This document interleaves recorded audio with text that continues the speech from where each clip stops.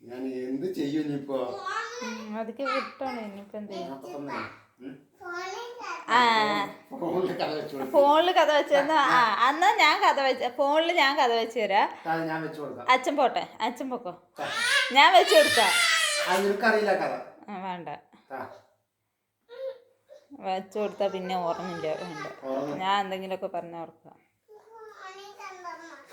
ഈ ഫോണിൽ അച്ഛനും പോകാനുള്ളതല്ലേ.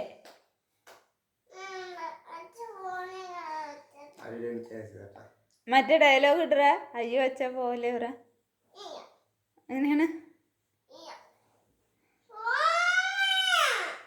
അച്ഛൻ പോച്ച?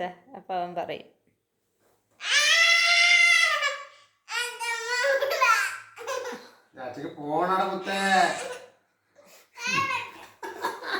ഞാൻ എന്ത് ചെയ്യും?